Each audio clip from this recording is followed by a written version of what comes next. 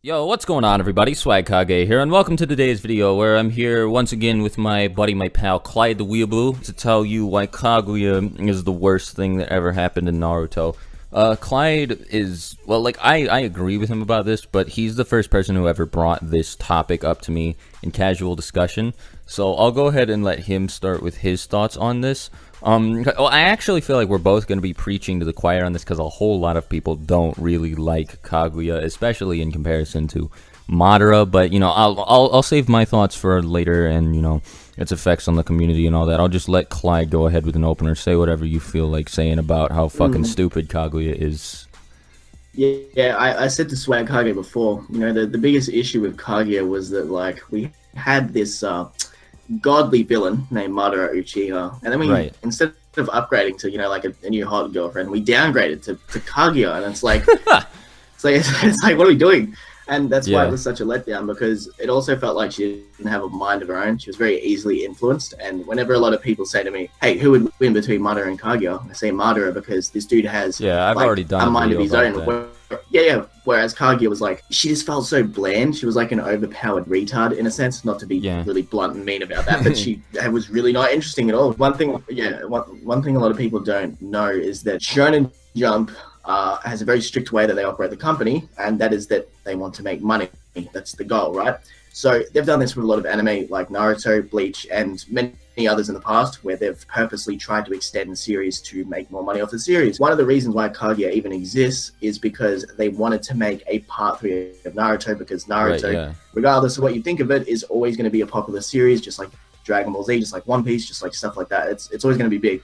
And like, what better way to extend the series than, hey, let's shoehorn in an entirely new storyline with all these different villains and different races, and you know. The thing about the beginning of this video is because we immediately called it back to Madara. I know people are gonna jump on me for being a Madara dick rider. Like, the thing about, like, I don't exactly hate Kaguya because she resulted in the death of Madara. The thing is, it's more like I just think Kaguya, when compared to Madara, is a weak character, and I say weak not literally, but like figuratively, as in she's not a very well-written villain. See, compelling. Like, the thing, she's not compelling, and you know, plenty of people have their problems with Madara, and like, sure, that's fine, whatever. Plenty of people have their problems with Obito, with Nagato, and you know, I guess, that's another thing. It's not just a problem with Kaguya versus Madara specifically. It's when you compare her to pretty much like every other Naruto villain. King of Lightning actually made a very good video about Kaguya's general standing as a Naruto villain. He pretty much said, like, the only worse villain than Kaguya that exists is Kabuto, and I agree with him pretty much 100% there. I might even think that Kaguya is a little bit worse than Kabuto. Just because she doesn't really serve any purpose in the plot. The thing about something like this is when you introduce a character like this and you have them impact the story so heavily, you want there to be a reason for it, and I guess there was a reason for Kaguya's revival and stuff, but it was a really stupid reason. Not only was it that Kaguya was gonna, like, end the world and unify all chakra into one source again or something like that, which like, so that's what her motivation is, right? Like, she wants all the chakra to herself, and that's pretty much gonna end the world. And the first problem with that is, well, okay, you didn't really up the stakes or change the end game from, like, Madara's plan, right? Like, he was gonna result in the end of the world as well if he got what he wanted, so I don't see what the point is of having Kaguya do the same thing. The other problem with having her, like, brought back like this is the only way to justify having Kaguya brought back in the midst of the battle against Madara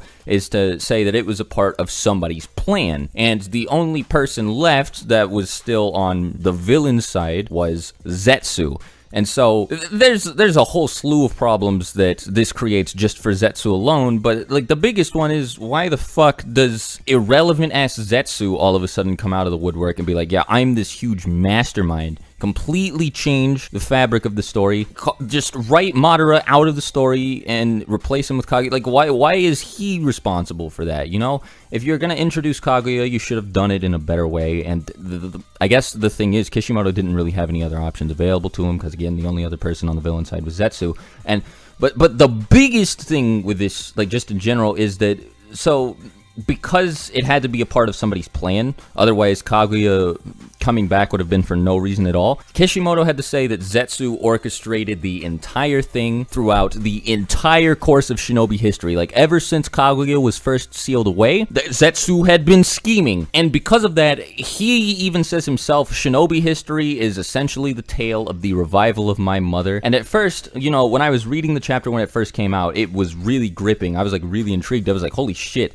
this is fucking crazy. But in hindsight, it pisses me off a lot because it takes away the meaning and the impact that a lot of the other scenes and storylines had. Like, you know, you have like Naruto versus Sasuke in part 1 in the Final Valley. That was really impactful. Naruto really wanted to bring his friend back. And you know what? Oh no, that was just a result of Zetsu planning everything out to have Kaguya brought back. You know, Sasuke needed to be evil and angsty and go to Orochimaru or whatever. You know, Madara's whole conflict with Hashirama, the Warring States period, this terrible bloody time period that I still think is really intriguing and I would love to know more about. That is a direct result of Zetsu's meddling. The conflict between Indra and Ashura, that was Zetsu. Zetsu was the person who told Kabuto he should bring Madara back with Edo Tensei. And it's just like, you know, when you make it all a result of what this guy does, it like I already said, it takes away the meaning that all this stuff used to have, and it makes it really hard to read through or watch through the series again because it's like, oh, what's the point? This is all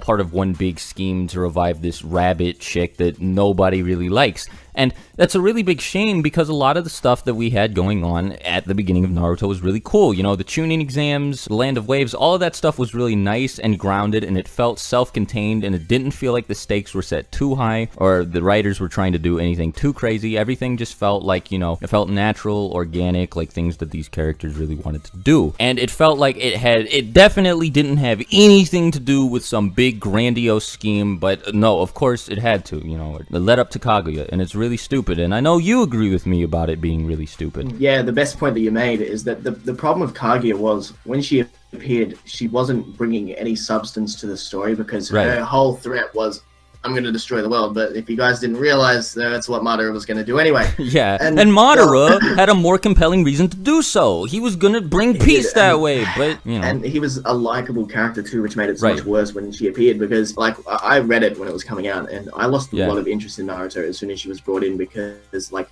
we knew during the time that she appeared in the story, and we'd heard multiple times that Kishimoto had absolutely no idea how to deal with Madara, and, like, why put your main characters up against a villain that they can't beat because they can't beat Madara. But let's introduce someone who is very, very, very, very much shoehorned into the story. And like you said, she was there for the sake of everything. And it also, like you said before, it ruins the vibe of Naruto because if this is what the whole story that I've been invested in for years is about this rabbit lady, crazy alien person, like that's a whole nother issue, her being an alien too. But you know, keep going. Like that kills it for me because growing up with Naruto, I loved it because it was a gritty anime about somewhat normal humans who also had, you know, the ability to use hand signs, to use chakra types, to use nature types like fire style, water style. Like, it was really cool. And one of the biggest things I loved about Naruto was the Zabuza arc because Kakashi took everything so seriously, and he said to Naruto and Sasuke, he's like, yo,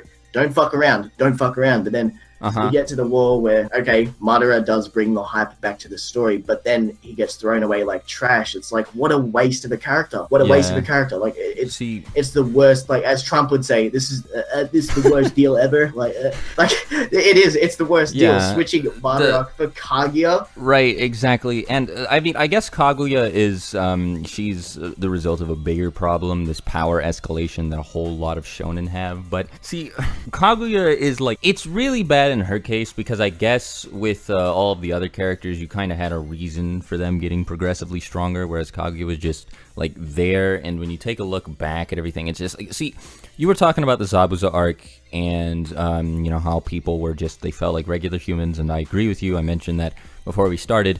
Nobody just had like inherent superpowers. Everybody was a regular person who used jutsu to amplify their abilities. Like the high-speed movement that you saw people carrying out, that was a result of them using the body flicker, as it was explained. You know, the same jutsu that the substitution jutsu relies on. And you never saw anybody doing any crazy shit without performing hand seals. That gigantic water vortex jutsu, that required hand seals. I mean, I think that like the biggest example of, you know, like a large scale attack from this point in the series was like the water dragon jutsu. That might have been a little bit smaller than the water vortex, and that required like 50 hand seals to perform, right? And then you get to like this Kaguya stuff, and you know, again, you have had, you know, this gradual escalation, and you know, the removal of the hand seals isn't necessarily a bad thing. The point I'm trying to make with it is that these people felt very easy to relate to, and it was a lot easier to put yourself in their shoes. It's like, you know, they can't really do anything that I wouldn't be able to do myself if I knew how. You get what I mean?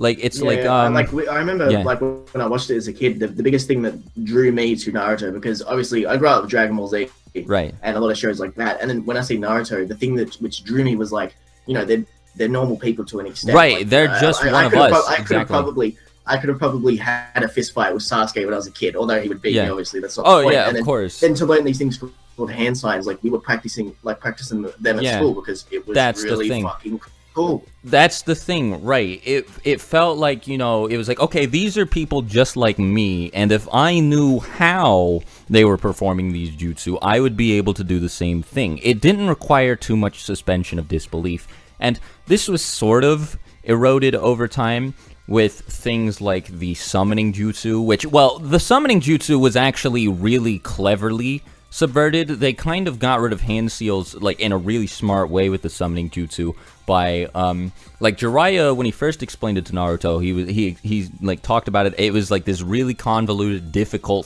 thing to pull off because it took a really long time. You had to sign a summoning contract with your blood, and you know, like, you had to sign your name every single time, you know, write your signature, fucking then put your hand on the ground, use your chakra to summon the animal. And so what they would do instead of that like ridiculous process is, instead of like writing out their signature on a piece of paper, they would use their arm in place of the piece of paper, and they would just draw a straight line with their blood as their signature. And I was like, that is fucking genius. That is really cool. I really like seeing shit like where Kishimoto's self-aware of how his own system works, and he incorporates ways like people work around certain difficult aspects of it, or, you know, like exploits and shit like that. And, you know, that wasn't that bad, but then, like, you know, sort of, like, you eventually start to get shit like the Rasengan, which doesn't require hand seals. And again, that wasn't that bad of an example because it was unique, because it didn't require hand seals. But then you get more stuff like Kirin, all of Sasuke's Chidori variants, essentially. Like, Chidori Nagashi didn't require hand seals. Really, early Shippuden is where hand seals started to fall off. And, you know, characters started to feel less and less relatable and human. But I was more okay with this stuff in early Shippuden because these were the top tiers of the verse. You know, like, this was the Akatsuki, all like S-rank ninja and, like, you know, upper Jonin level people that we were dealing with. So it was a lot easier to swallow. And then the Susanoo happened, and I was like, okay, fine, it's Itachi. Itachi's cool. You know, he has this big fucking ethereal samurai thing. Whatever, you know, I don't care that it doesn't require hand seals, you know, he can only use it, like, temporarily, fine, I guess I'm okay with Itachi pulling this off. But then, like, Sasuke got Susanoo, and then Naruto got Biju mode, and then, you know, there were, like, mini Rasen shurikens, and then the fucking Biju bombs, and then you have the Ten Tails Jinchuriki, and, like, perfect Susanoo, and then it all culminated in Kaguya just having a bunch of crazy powers, like dimension warping and shit. And it's like, you know, this doesn't feel anything like the original Naruto. At the very least, early Shippuden, it's like, it's missing the hand seals to an extent, and the fights are faster, and the people feel less like they're regular human beings. But still, it felt like part one. And then Kaguya, she's just a representation of everything that part one tried not to be. I guess I shouldn't have spent so long talking about that. I just really wanted to get point across of like what I meant. It's a good point. Yeah, it's a good point, because you mentioned the thing about that, you know, the blood sign on the arm, and I'm like, all right, that was very smart, because it still kept the continuity of the abilities in the series, which was really very smart of Kishimoto's part. Then you had when Itachi, you know, it was very stated clearly that he was so adversed with, you know, jutsus that he didn't have to use hand signs. Well, it wasn't that he it wasn't that he didn't have to. He just was like so quick at fucking weaving them that not even Kakashi could track it with the Sharingan. So, and that's you know, understandable. That I can let pass. And then it's like, then when we move into these abilities, which I'm not trying to start an argument between fan bases, but there was a lot of inspiration in Naruto from Dragon Ball Z related stuff, and we've seen this very clearly with what happens with like the you know, the KCM cloak, the transformations, right? stuff Which like that. Like, which didn't make any sense because like the part 1 cloak that Naruto had, the one-tailed cloak, that was fucking awesome. That would have been just fine if Naruto could have accessed that at will, or even like the version 2 four-tailed cloak and shit like that. Like B could, and then eventually he could, you know, transform into the Nine Tails. Yeah, that would have been talked about just fine. Yeah, Swag and I talked about it earlier, how the series would have been fine if what if Naruto was exactly like Killer B, where he just transformed into the Nine Tails like that, because it would make it a lot more realistic for the story's continuity with abilities, and it would look fine in the war because he would just transform into either, you know, the one that we've seen fight Orochimaru, or we would see the one where he transforms where he's the actual Nine Tails, which would be fine. He didn't need some gold Super Saiyan cloak. It was just like, it paid homage to Dragon Ball Z in a way, but at the same time, it also... I guess we're kind of getting off topic here. I just realized because we were talking about Kaguya, and now we're on the topic of the BG mode, but... We needed to like make it clear just how much the story changed, and especially at the end, when Kaguya was introduced, because she... Right. The whole, you know, she was a culmination of all these problems. She took control of the story, because we went from having Madara, who was, you know, the final villain. She appears, borderline fucks everything up, especially for myself and a lot of the viewers who you said to me would sympathize with, like, with their opinion. Yeah, and well, again, I guess with stuff like this, it was a much more like gradual climb up to this level of godhood, so it was, I guess, a little bit easier to swallow. But the thing about Kaguya is she came out of nowhere, and so because of that, by now everybody was already asking themselves how Madara was going to get killed. I think everybody, because they saw just how strong she was, they took a moment and reflected on like how this how we got to this point, and how we got to dimension warping and shit like that from people who could like barely summon gigantic dragons made out of water. You know, it was, I think we've made the point clear, and you know, I'm sorry for taking so long to explain this. I just don't want people to think like, oh, so you just a nostalgia fag, huh? You just think that part 1 was better because you watched it when you were a kid. Like, no, there were real reasons why some of the stuff in part 1 was a lot more compelling, and Kaguya, like, she doesn't have any of those things. She's got it even worse, because not only does she have all these god powers, and she doesn't feel like a regular person at all, like, she fucking is an alien, too. She's not relatable in the slightest. It's like Kishimoto completely forgot why people like Naruto. People can't call you a nostalgia fag because you've made at least 20 videos, no, 10 videos talking about Madara, who is in part 2. Part 2, and that's the guy that he sucks. Oh, ridiculous. Well, people will just say that I like suck Madara's dick, which is why I don't like Kaguya, but that's not it. Like, he does suffer from a lot of the problems that I've outlined with Kaguya.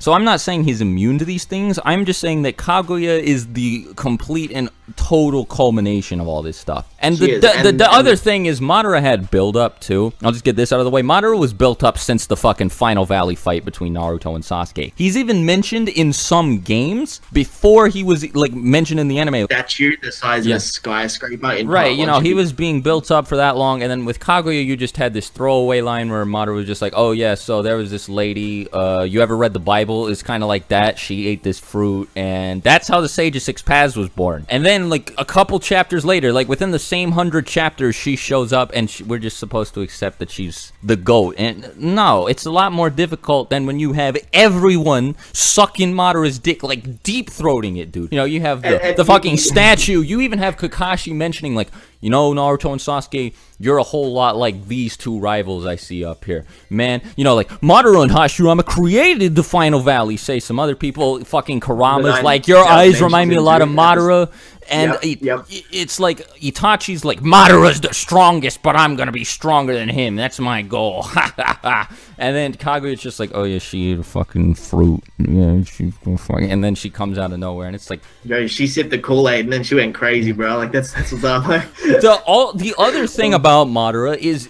the way he was brought back, it made a lot more sense, or at the very least, it was a lot easier to expect given the circumstances, because the war arc was shit, right? I think, like, everybody kind of agrees that the war arc sucked, but Kishimoto used the concept of Edo Tensei brilliantly. He was just like, I'm gonna blow everybody's fucking pants off. And he had Madara resurrected with that jutsu, while Obito was already claiming to be Madara. And it's like, that's how you resurrect somebody. When you already have a whole bunch of legendary ninja coming back from the dead, that makes sense. Whereas with Kaguya, it's just like, fuck, I'm just gonna turn Madara into her. when it hadn't been established that shit like that was possible. You know what I mean? And you did mention before, right? So a big issue with Kaguya was the fact that she's kind of a fucking alien, and that also stems back to my original point at the start of the video that, well, you know, a huge reason why she was put into the series was to extend the series. That was the whole point. They wanted to make a part 3, and if that's not as clear as day, then you're not paying attention to what's going on. Right, there is a part 3. It